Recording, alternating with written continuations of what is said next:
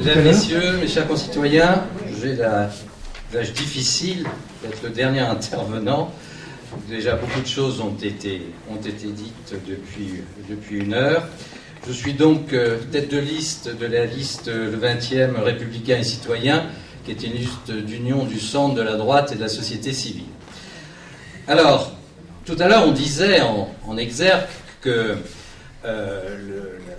la mairie avait des pouvoirs. Alors, je voudrais, en tant qu'avocat de profession, dire que quand même, juridiquement, en matière de sécurité, c'est la préfecture de police qui détient la majeure partie des pouvoirs. Et que donc engager une action sans droit est une chose plus que compliquée et à laquelle, évidemment, je ne peux pas souscrire par définition, ne serait-ce qu'à cause de la profession que j'exerce. Ceci étant, il est bien clair que la mairie a un rôle à jouer en matière de sécurité et de lutte pour permettre aux gens de vivre dans la tranquillité. C'est pas un hasard d'ailleurs si cet après-midi cette réunion se tient dans ce quartier Télégraphe Saint-Fargeau. Depuis 20 ans, vous qui êtes des voisins, comme dirait de façon récurrente un de mes concurrents, vous qui êtes des voisins de cet établissement, vous savez bien que ce lieu, cet environnement ici, notamment autour de la Poste, pose problème. Et quand je dis pose problème, c'est peut dire depuis 20 ans où il y a de façon récurrente des problèmes de sécurité, des problèmes de trafic de drogue, des problèmes de violence et d'incivilité. C'est donc pas un hasard si cette association s'est créée dans ce secteur. Le 20e, c'est pas Chicago d'une manière générale. Le 20e, c'est un certain nombre de zones, et l'ancien maire l'évoquait tout à l'heure, concernant des zones où, à cause du problème du logement, à cause de la surdensification, il y a des problèmes de sécurité. Nous, en tout cas, nous avons voulu établir un programme que certains ont déjà reçu ou ont pu prendre connaissance sur trois points. La valeur travail, le Grenelle de l'environnement, l'aménagement urbain. D'une manière plus précise, concernant la sécurité, une mairie peut intervenir essentiellement en matière de prévention plus que de répression pour les motifs que j'ai indiqués tout à l'heure. À ce titre, nous avons 6 propositions dont il y aura lieu de débattre tout à l'heure si vous le souhaitez. D'abord, nous proposons le redéploiement, en négociation évidemment avec la préfecture de police, des forces de police dans le temps et dans l'espace. Je veux dire par là, notamment, une présence renforcée la nuit, où souvent les forces de police sont absentes. Deuxième proposition, nous allons prendre un certain nombre de mesures pour lutter contre le trafic de stupéfiants et la prostitution qui redémarre dans certains secteurs, tels la rue du Pressoir. Troisième proposition, renforcer le réseau de vidéoprotection, mais aussi former les personnes en charge de l'exploitation des informations pour avoir une véritable efficacité de cette vidéoprotection, car souvent elle est mal exploitée et donc peu efficiente. Quatrième proposition, recruter des éducateurs sportifs pour prévenir la délinquance par le sport. Cinquième proposition, valoriser conjointement avec les effectifs de police le dispositif Deuxième Chance pour aider les jeunes volontaires qui sont sortis du système éducatif à se réinsérer dans la société. Et sixième proposition, je suis partisan de créer en mairie, sous l'agide d'un adjoint, ce que j'appelle une cellule de veille qui rassemblera des membres du conseil de quartier, des représentants d'associations, des éducateurs, des enseignants, qui prendront contact avec les familles qui posent problème, si je puis dire. Parce que vous le savez bien, dans une cité, c'est pas, heureusement d'ailleurs, toute la cité qui pose problème, mais il y a souvent, de façon identifiée, 3-4 familles qui posent problème. Je dis que le rôle de la collectivité, le rôle de la mairie, c'est de prendre contact avec ces familles pour voir avec eux comment on peut résorber les problèmes d'insécurité que créent notamment leurs enfants, et de voir comment on peut trouver, je dirais, des solutions collectives et recréer un lien social à ce niveau-là. Et je vais terminer très rapidement, on en reparlera tout à l'heure. Ça a été dit par Michel Charzat. Qu'est-ce qui se passe dans le 20e notamment? C'est le problème du logement. C'est-à-dire, c'est dans les cités, c'est la surdensification Il faut reconsidérer le problème du logement, notamment par le biais des affectations, arrêter de transformer les cités HLM en ghettos. C'est fondamental. C'est la ghettoisation d'un certain nombre de cités qui est génératrice de problèmes d'insécurité. Or, par ailleurs, 12 000 demandes de logement, comment va-t-on les résoudre? C'est par le Grand Paris. Personne n'en a parlé cet après-midi. C'est le Grand Paris qui a vocation, à terme, à résoudre le problème du logement en termes quantitatifs. Il faut arrêter de faire purement du quantitatif en matière de logement. Il faut faire d'une vraie mixité sociale. La gauche, quand elle a été élue en 95, nous a parlé de mixité sociale. Et bien aujourd'hui, quand on voit Piton du Vernois, quand on voit Patrice de la Tour de Pin et d'autres sociétés, d'autres cités, c'est tout ce qu'on veut, sauf de la mixité sociale. Ce sont des ghettos. Il faut détruire ces ghettos.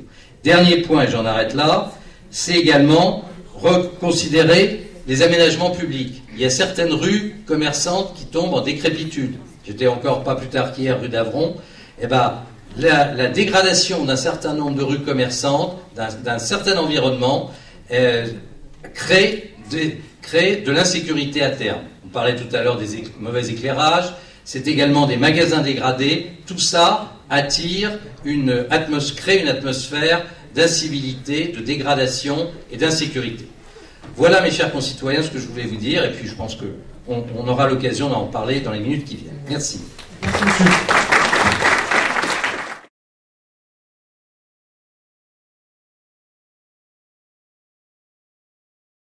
Bien, je vais essayer de répondre aux 3 questions, si je parle sous votre contrôle. Alors, je crois qu'il y avait une première question concernant les relations de la mairie avec la préfecture de police. Oui. Alors, évidemment, il y a indépendance totale des 2 structures. Je veux dire, puisque les mairies d'arrondissement Niamey et de Paris ont d'ailleurs de pouvoir sur les forces de police. Il y a un préfet de police, sauf à changer la loi, mais là, on sera dans un autre débat et dans une autre problématique. C'est pas à l'ordre du jour.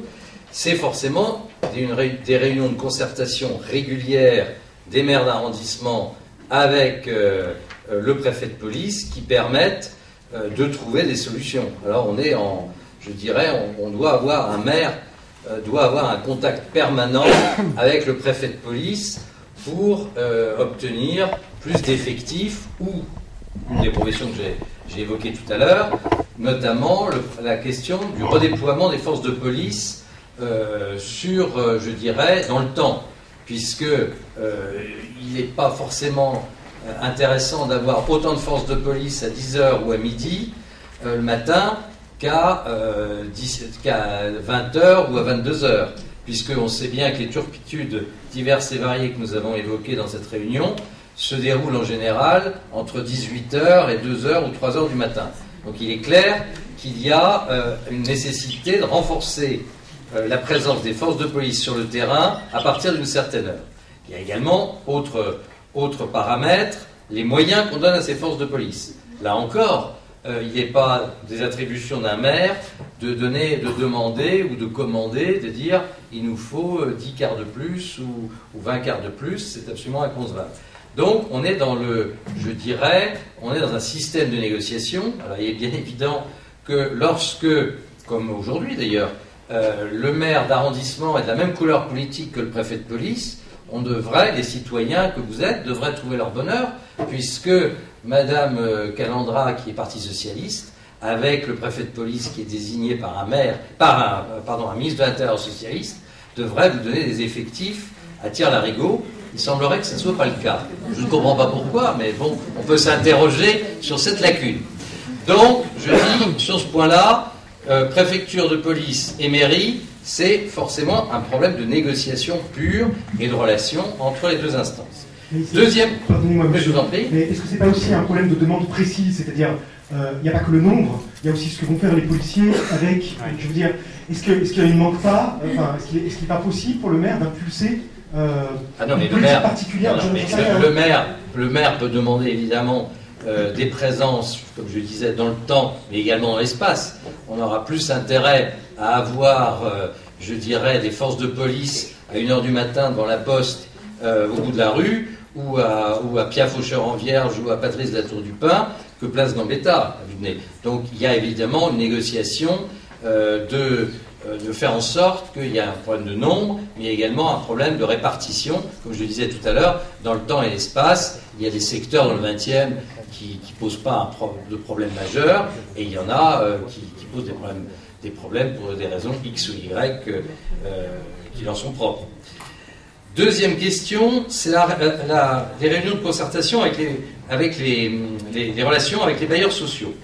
Alors, les relations avec les bailleurs sociaux, d'abord, moi je pense qu'une mairie devrait avoir pour vocation, alors, puisque ce sont les offices HLM qui attribuent la grande majorité des logements, à peu près les 9/10e, de demander qu'on change les critères d'attribution. Parce qu'aujourd'hui, pourquoi est-ce qu'il y a un problème de ghettoisation qu'on évoquait tout à l'heure? C'est l'absence de mixité sociale. Et pourquoi il y a une absence de mixité sociale? Parce que l'attribution des logements se fait sur une base purement quantitative. C'est-à-dire, vous avez 10 ou 12 enfants, ce qui arrive, vous avez une famille nombreuse, vous êtes systématiquement privilégié. Bon, ça peut se comprendre, hein, je ne dis pas que c'est absolument scandaleux, mais ça ne permet pas de créer une mixité sociale. La mixité sociale, c'est quoi? C'est dans un ensemble immobilier HLM. Je sais pas, les HLM n'ont pas tous les défauts du monde. C'est pas parce que c'est des HLM qu'il y a des problèmes de ghettoisation ou des problèmes d'incivilité. C'est aberrant. C'est pas l'HLM en tant que tel qui crée ça. C'est la façon dont ces HLM sont attribués. Donc, comme on ne joue que sur des paramètres purement quantitatifs, on crée des ghettos, on crée des problèmes. On n'a pas assez d'équipements en plus collectifs derrière qui permettent d'amortir ces problématiques et on se retrouve dans les situations qu'on connaît. Donc l'idée, alors quand la gauche est arrivée au pouvoir dans cet arrondissement en 95, on disait on va créer la mixité sociale.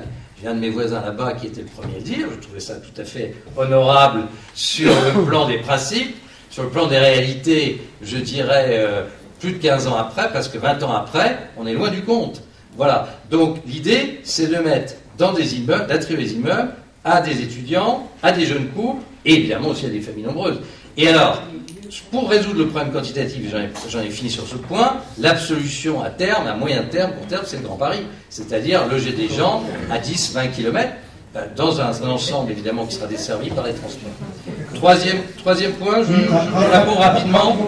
Alors les commerçants, j'y faisais allusion tout à l'heure, il y a des rues qui se dégradent. Moi j'évoquais cette affaire de la rue d'Avon, j'y étais hier, mais des rues qui sur le plan commercial se dégradent attirent, je dirais, une atmosphère d'incivilité, potentiellement d'insécurité, parce que l'éclairage, il y a moins d'éclairage, ça crée toute une atmosphère. Deuxième point, et j'en ai fini là, pour les commerces qui peuvent être menacés aussi, la solution.